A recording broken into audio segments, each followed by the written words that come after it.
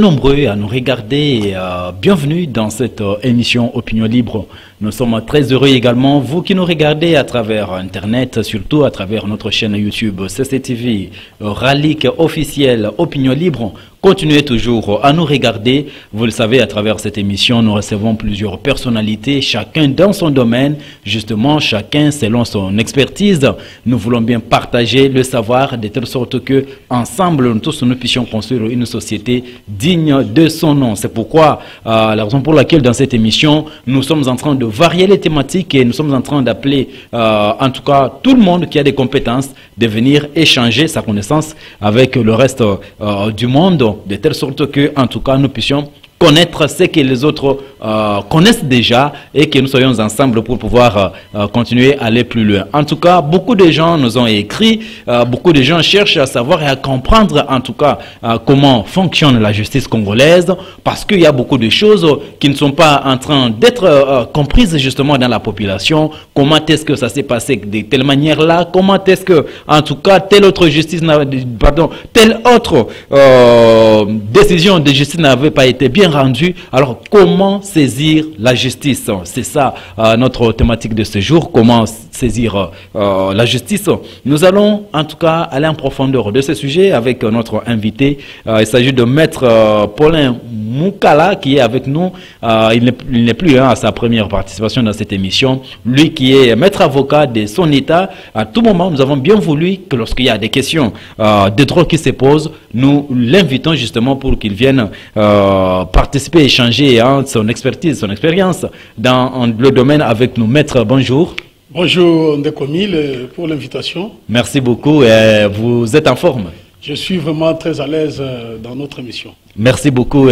Bienvenue chez nous. La première des questions à savoir, c'est les gens sont en train de nous demander, parce qu'il y en a qui veulent bien aller devant la justice, il y en a d'autres qui ont peur d'y aller, ils ont des problèmes, ils ne veulent pas partir, il y en a qui sont dans des conflits interminables, mais ils ne savent à quel pied danser.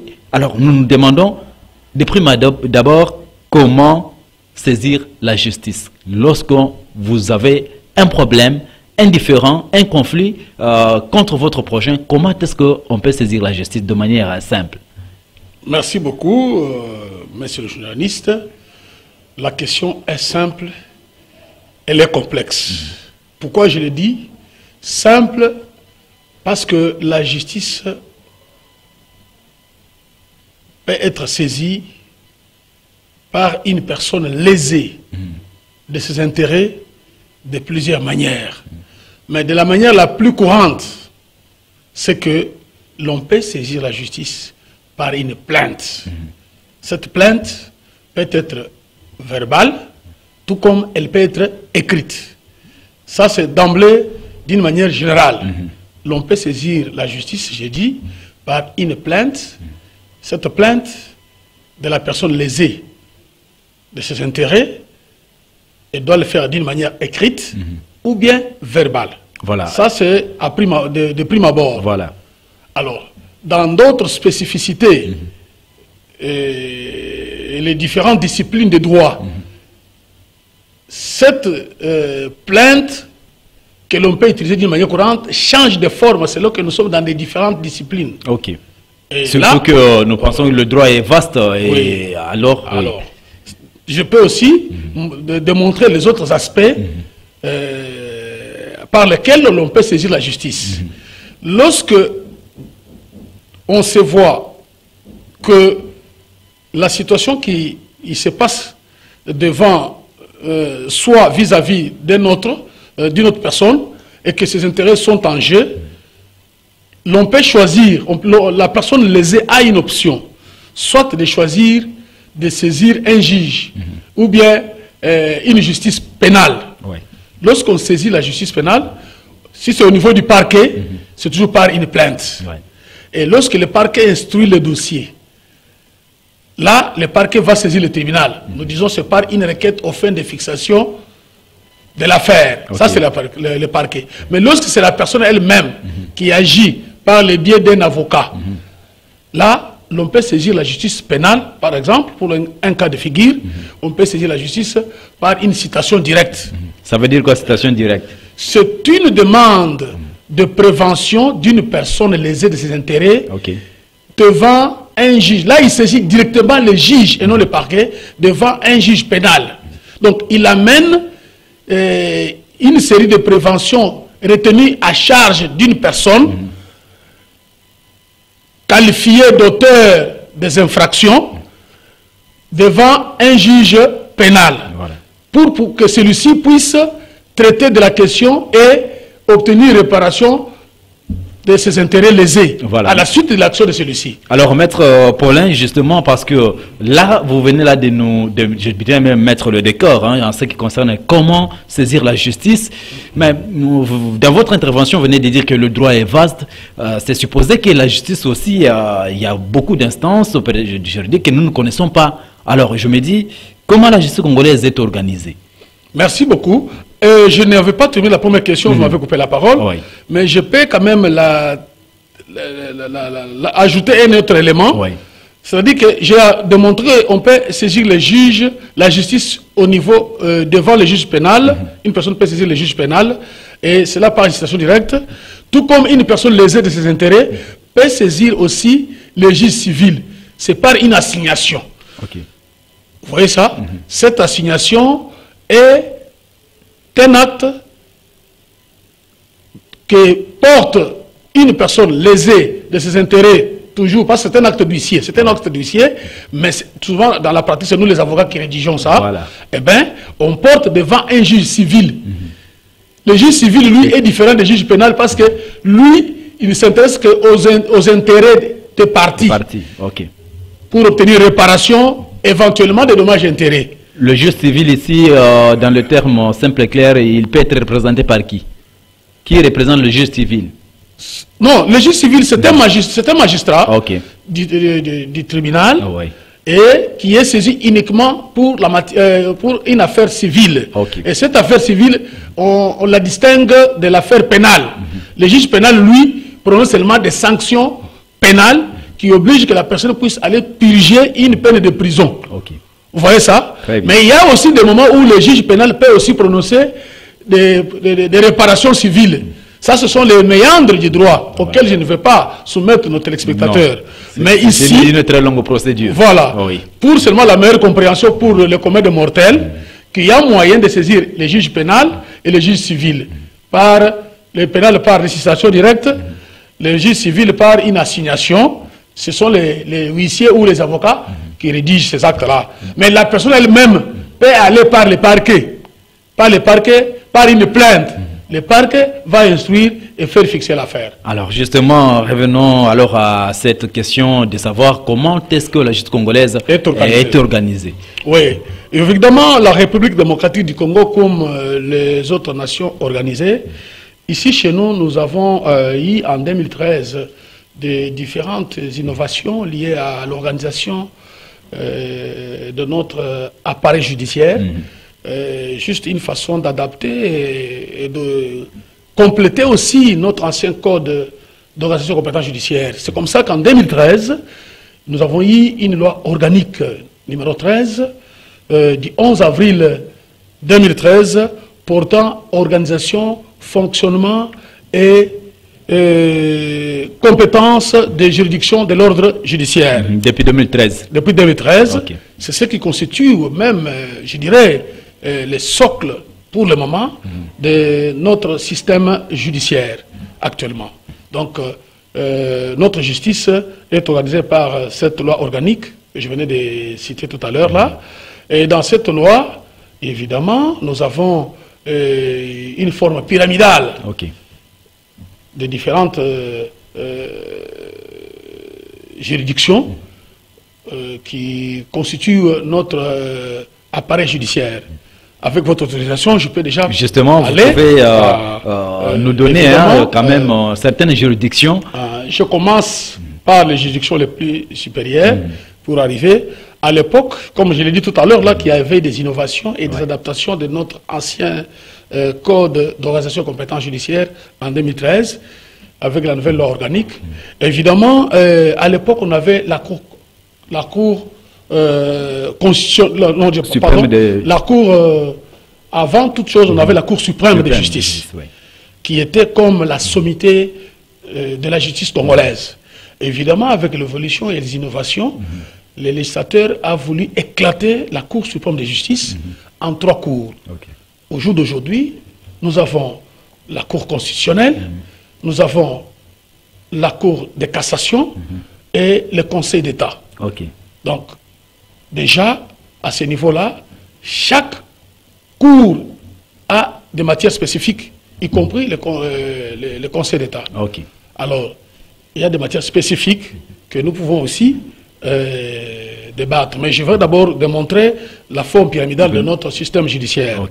À part la Cour suprême de justice qui a été éclatée en 3 cours, comme je viens de le démontrer, il y a aussi, après la Cour constitutionnelle, la Cour de cassation et la Cour et le Conseil d'État, nous avons la Cour d'appel. Qui vient d'après d'ordre d'arrivée. Après les 3 premiers cours. Après les 3 premiers cours, nous avons la Cour d'appel. Après la Cour d'appel, nous avons le tribunal de grande instance. Après le tribunal de grande instance, nous avons le tribunal de paix. Le tribunal de paix. Et là où le tribunal de paix n'est pas installé, nous avons les tribunaux coutumiers. Voilà. C'est comme ça que nous avons, d'une manière générale, cette forme pyramidale de notre système judiciaire avec des différents niveaux de cours, ces tribunaux. Alors, maître, justement, si je vous ai bien compris, ça veut dire que, par le fait que la justice congolaise est organisée ainsi, ce ne sont pas tous les problèmes que l'on peut amener à une seule cour. Donc, chaque problème est orienté vers une cour de compétences, si on peut le dire ainsi. Peut-être prenons un petit exemple, parce qu'aujourd'hui, lorsqu'il y a des différends entre 2 personnes aujourd'hui, la première des choses à faire, c'est que les gens sautent sur la police. Aujourd'hui, on dit, je vais t'amener à l'associate, je vais t'amener à la police tout de suite.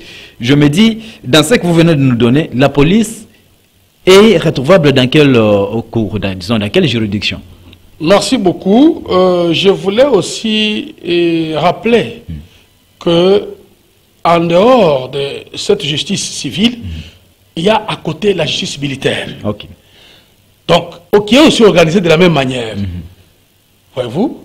Alors, nous avons les tribunaux, nous avons la haute cour militaire, nous avons les tribunaux des garnisons jusqu'au bas échelon. Vous voyez ça? Alors, comme ce n'est pas notre sujet du jour, je reviens maintenant à la question que vous venez de poser. La situation est claire. Dans notre système judiciaire, il est vrai qu'au jour d'aujourd'hui, lorsque il n'est indifférent, toute personne lésée de ses intérêts est obligée de saisir la justice. L'article 1er de la loi du 11 avril 2013, la loi organique du 11 avril 2013 que je venais d'évoquer tout à l'heure, cite les personnels judiciaires. Et ce faisant, nous y trouvons aussi les OPJ. Les OPJ, dont question, ce sont les agents de la police qui ont prêté serment pour pouvoir, au plus bas niveau, rechercher et arrêter les auteurs des infractions et au besoin les instruire et les déférer devant les autorités judiciaires supérieures. Donc, ceux qui partent saisir la police, ils n'ont pas tort. Celui qui saisit la police n'a pas tort. Pourquoi? Parce que la police fait partie de les personnes que nous pouvons qualifier comme étant, d'après notre loi, la loi organique, comme étant les personnes judiciaires. Alors, ils sont au service du procureur général. Voyez-vous? Et chaque procureur général a des procureurs de la République, et ces procureurs de la République relaient aussi leurs compétences, leurs pouvoirs au niveau des officiers de police. Et ces officiers de police sont des officiers à compétence générale. Alors, Maître... Ou compétence restante, disais-je plutôt. Oui. Et généralement, ils recherchent des fonctions. Ils n'ont que 48 heures pour instruire et déférer. Voyez-vous? Et quand ils défèrent, c'est plutôt le parquet qui va cette fois-ci continuer l'instruction. Alors ce n'est pas à tort lorsqu'une personne lésée saisit la police. Alors, vous m'avez posé la question de savoir, est-ce que c'est pour toutes les matières? Devant la police, on saisit pour toutes les matières. Ok. Donc c'est le premier degré. Donc la police, c'est le niveau le plus bas, le plus bas de notre justice. Donc on saisit, parce qu'elles sont là pour rechercher les auteurs des infractions à tous les, quelle que soit l'infraction. Commençant par la sûreté de l'État, les infractions contre les biens, les infractions contre les personnes, les infractions contre les... Donc tout. Donc chaque personne, quand vous êtes dans l'infraction, la police met d'abord la main. Vous met d'abord la main. C'est ça. Maintenant, pour saisir une juridiction, on va maintenant voir. Est-ce qu'après avoir instruit, ça c'est le travail du magistrat, le technicien, il va voir l'affaire pour laquelle je suis saisi par la police ou bien par la personne. Toi, je l'ai déféré devant quel juge? Ça dépend. Ici, de la matière, ce qui fait la compétence. Alors nous parlons déjà en termes techniques de la compétence du tribunal. Un tribunal peut être saisi selon sa compétence matérielle, la compétence territoriale ou la compétence personnelle. Ce n'est pas tout le tribunal ou toute la cour qui juge tout le monde. Ce n'est pas tout le tribunal. Tel que l'on est là, je ne peux pas traduire la personne en justice à la cour où moi-même je veux. Non, non, la loi vous donne, comme tout pasteur qui recourt à la Bible, la loi vous donne toujours la possibilité de voir. Si vous amenez quelqu'un qui est justiciable devant la cour d'appel ou devant la cour constitutionnelle, vous l'amenez devant le tribunal de grande instance. Le tribunal de grande instance va décliner sa compétence. Donc c'est à cette période-là où l'on a toujours entendu cette fameuse phrase qui dit « la Cour s'est déclarée incompétente ». La Cour s'est déclarée incompétente. La matière que l'on a amenée à la Cour, elle n'est pas potable pour la Cour. Oui, soit on a amené une matière qui relève pas de ce tribunal-là ou de cette cour-là, ou on a amené une affaire qui ne peut pas être jugée par ce tribunal ou par cette cour parce que l'infraction avait été commise dans le sort d'un autre tribunal ou d'une autre cour. Donc ça c'est très important. Ou soit la personne qui est poursuivie. Généralement, on voit l'adresse de la personne poursuivie. Est-ce qu'elle habite dans quelle commune ou quel quartier ou quelle province? Vous voyez ça? Quelle ville? Est-ce que c'est cette cour qui est compétente? Est-ce que c'est ce tribunal-là qui est compétent? Comme par exemple dans cette ville de Kinshasa, nous avons deux cours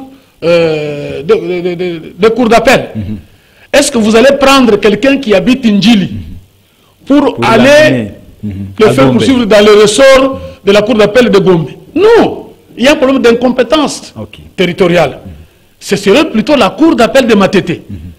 Vous voyez ça? Ça, c'est sur le plan territorial. Nous disons la compétence territoriale. Maintenant, lorsque si vous dites ça, nos très chers téléspectateurs, en tout cas, vous êtes nombreux. Si vous venez de nous joindre sur Canal Congo Télévision, vous êtes bel et bien dans votre émission Opinion Libre, où nous sommes en train aujourd'hui de parler d'un thème très très important, comment saisir la justice. Et nous sommes en train de comprendre comment est-ce que la justice congolaise est organisée et comment est-ce qu'on peut, dans quel cas on peut saisir telle ou telle autre juridiction, et nous sommes en train de le faire avec Maître Paulin Moukala qui est en train de nous expliquer comment est-ce que les choses sont en train de se passer et de se produire, justement parce que en tout cas il nous arrive de nous poser plusieurs questions pour savoir comment, quand est-ce qu'une cour peut se déclarer incompétente, comment est-ce qu'une cour peut casser la justice déjà dite par une autre. Tout ça, en tout cas, nous sommes en train de parler, je dis, Maître est avec nous, mais il le parle dans des termes beaucoup simples, comestibles à tous, si nous pouvons ainsi le dire. C'est pourquoi nous l'avons fait venir. Maître, parce que vous êtes en train de dire qu'on ne peut pas prendre quelqu'un qui est d'une certaine juridiction et l'amener dans une autre. Permettez-moi de vous poser cette question. C'est un constat, parce que nous sommes profanes par rapport à votre matière. Mais nous voyons quelqu'un qui est arrêté à l'intérieur du pays, à Lubumbashi, à Kananga ou ailleurs, mais on l'amène ici à Kinshasa et la personne vient faire la prison ici. Est-ce que c'est incompatible ou pas? Parce que il y a beaucoup de cas comme ça qui sont les gens, où les gens sont arrêtés à Goma, mais on les envoie ici à Kinshasa. Et pourtant, vous venez de nous dire que ça dépend des juridictions. Qu'est-ce qui se passe? Merci beaucoup. Évidemment, il y a de ces infractions-là. Oui. Lorsque vous les commettez, à l'époque, il y avait la Cour de sûreté de l'État, qui n'est pas reprise. Évidemment, lorsque vous êtes à l'intérieur du pays et que vous commettez une infraction qui, après avoir examiné, nous trouvons que ça porte atteinte à la sûreté de l'État. Là, peu importe les lieux où vous vous trouvez en République démocratique du Congo, on est obligé de vous transférer à Kinshasa. Parce que vous avez touché à la sécurité nationale. Ouais. Voyez-vous? Et là, la règle tombe. Okay. On vous transfère d'abord ici. Les services spéciaux de sûreté, de sécurité vont d'abord s'intéresser à vous. Et éventuellement, lorsqu'on décide que vous puissiez être déféré devant les cours et tribunaux, et on vous transfère devant une cour de la place pour vous juger éventuellement, vous sanctionner. Alors, maître, c'est comme parce ça que cette matière-là oui, de la sûreté de l'État a une spécificité. Mais pour les autres matières, il y a des cours d'appel presque dans toutes les... Presque, je dirais presque, c'est pas... Dans toutes les provinces. Évidemment, lorsque vous êtes interpellé, jugé et puis sanctionné, vous purgez votre peine dans la prison du lieu où vous avez été condamné. Alors, maître, il y a aussi cette question, c'est un constat dans la population. On s'est dit, tel monsieur ne peut pas être jugé par tel autre cour. Tel monsieur ne peut pas être jugé par tel autre cour. Alors, on se demande comment on peut expliquer que nous sommes tous Congolais, mais on n'a pas droit à être jugés tous à la même cour ou bien dans la même juridiction. Qu'est-ce qui se passe? Oui, il y a dans notre système judiciaire des personnes jouissant de privilèges de poursuite, les personnes jouissant de privilèges de juridiction. Ce sont ces personnes-là qui ne peuvent pas faire l'objet de poursuites devant certaines structures que nous venons d'évoquer ici dans notre système judiciaire, parce que de par la loi, on ne peut pas les poursuivre. Là, c'est la loi qui a décidé ainsi. Parce qu'ils sont de privilèges de juridiction. Alors, il ne peut pas se retrouver devant un juge de tribunal de grande instance. Par exemple, quelle personnalité, comment, dans des termes simples, qui peut être jugé à tel ou tel autre cour? Je prends un cas de figure. Oui. Le cas, par exemple, d'un ancien Premier ministre. Oui.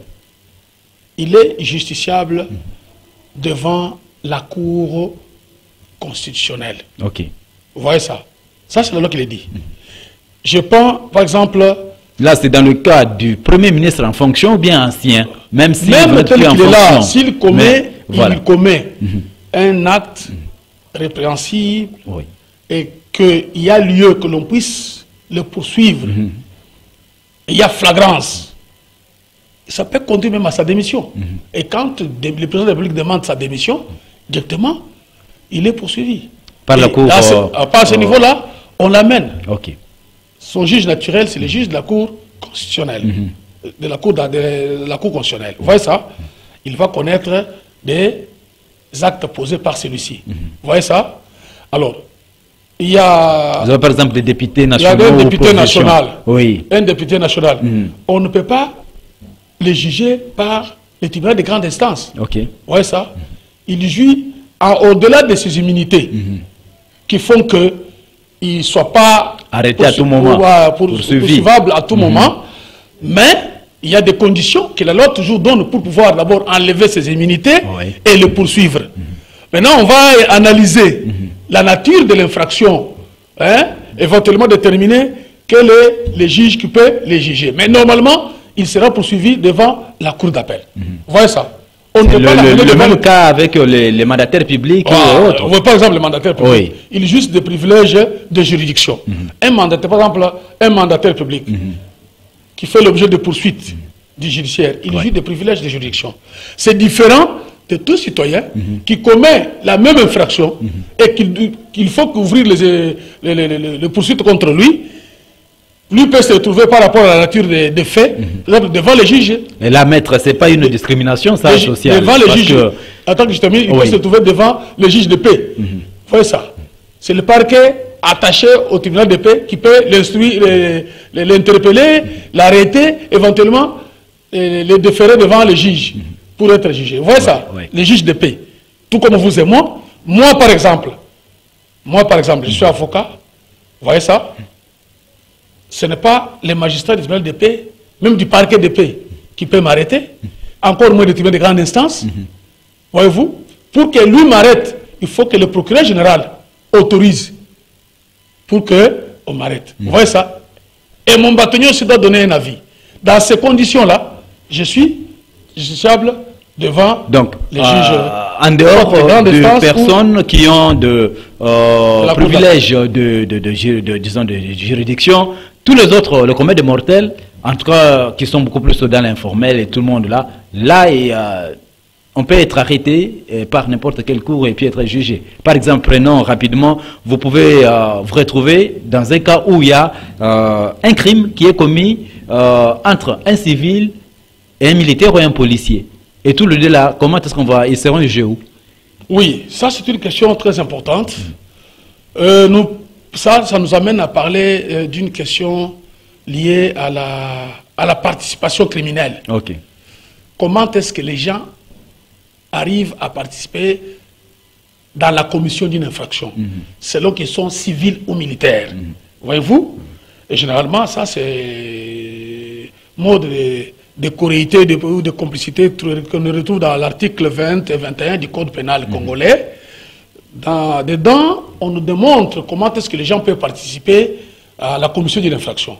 Lorsqu'une infraction est commise par des civils et militaires, voyez-vous, dans le cas d'espèce, nous disons toujours que le tribunal pour ces auteurs de ces infractions, ce serait le tribunal militaire. Vous comprenez? Oui. Pourquoi? Parce que nous disons ce qui est spécial déroge à ce qui est général. Okay. Les tribunaux de droit commun, pour nous les civils, deviennent un tribunal général. Voyez-vous? Et le tribunal militaire devient un tribunal spécial. Vous verrez qu'on va prendre ces civils et ces militaires, on les amène devant les juges militaires. Okay.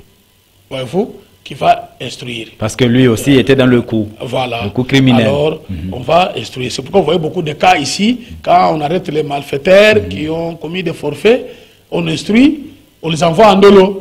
Voyez-vous? Parce qu'ils ont commis cette infraction-là avec les armes. Voilà. Mettre en tout cas... Ne peuvent porter les armes que les militaires. Quand vous vous retrouvez avec les militaires, avec les armes, on vous envoie au niveau auprès du tribunal militaire pour connaître de ces infractions. Je comprends que c'est un sujet très très important et surtout très vaste aussi. Oui. Et on ne va pas se limiter là-bas. Vous savez que la télé c'est le temps. Oui. Dans peu de mots, il y a cette petite question qui est en train de tarauder la tête, c'est de savoir quand est-ce que, pourquoi, et souvent nous l'avons constaté, et d'ailleurs c'est récemment nous venons de comprendre ça, une décision de justice qui a été dite par une cour et une autre cour vient casser ça.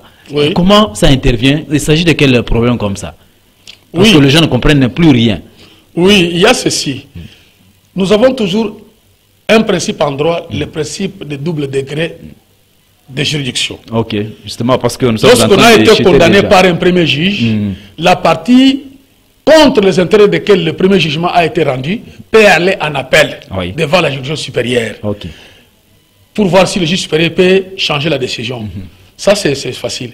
Et lorsque la juridiction supérieure décide aussi, la partie qui est lésée, peut-être la première partie ou la partie qui avait gagné avant, peut aller maintenant devant la Cour de cassation. Alors, la Cour de cassation examine les conditions. Généralement, souvent, c'est sur le plan forme. La Cour de cassation, parce que la forme permet d'arriver au fond. Alors, maintenant, Quand déjà la forme est corrompue, tout est aussi corrompu. C'est comme ça que la Cour de cassation, après avoir analysé d'une manière juste globale, parce que je ne sais pas entrer dans les détails, la Cour de cassation casse. Ce sont les cassards. Ils cassent cette décision-là rendue par la Cour. Généralement, ce sont par la Cour d'appel. Et quand la Cour de cassation casse la décision de la Cour d'appel, renvoie soit devant la même Cour pour réexaminer, ou soit devant une autre cour du même rang. D'accord. Maître, en tout cas... Pour pouvoir statuer, éventuellement, donner une bonne décision. D'accord, maître. Merci beaucoup d'être passé. Je ne sais pas, un peu de mots, en résumé, qu'est-ce que nous devons retenir justement pour ce numéro de l'émission. On ne peut pas avoir peur, lorsqu'on est lésé, de saisir la justice. Non. En tout cas, la Constitution de notre République démocratique du Congo donne tout pouvoir à toute personne contre les intérêts desquels l'infraction ou les actes posés par l'autre laissent de pouvoir saisir la justice. Il ne faudrait pas avoir peur, saisissez la justice chaque fois que vous êtes laissé dans vos droits. Nous sommes dans un état de droit et on ne doit pas vraiment se laisser faire. Le temps là d'avoir peur est déjà révolu. Vraiment, chaque fois que vous vous sentez lésé, ou vous êtes victime d'un acte quelconque, saisissez la justice par une plainte devant le parquet. Évidemment, vous verrez que tout va être instruit parce que le parquet est là pour pouvoir recevoir tout le monde. Merci beaucoup. Et j'ajoute, la plainte est gratuite. Ok, partout. Partout, la plainte, dépôt de la plainte est gratuite. Voilà, merci beaucoup Maître Paulin Moukala et d'avoir été des nôtres. Merci également à vous mesdames et messieurs de nous avoir suivis sur Canal Congo Télévision à travers votre émission Opinion Libre. Nous disons merci à notre camarade Olivier Lungwango qui était derrière la caméra. Grand merci à Moron Zambé à la réalisation de ces numéros de l'émission. Nous allons nous retrouver, continuer à nous contacter. Vous pouvez nous contacter également à travers notre numéro qui est affiché au bas de l'écran, justement pour des éventuelles questions à poser à Maître Moukala et Papi. Paulin, vous allez le contacter et même continuer à nous regarder à travers notre chaîne YouTube CCTV Ralik. Opinion Libre, merci beaucoup et nous allons nous retrouver très prochainement avec un autre invité pour un autre sujet. Ciao.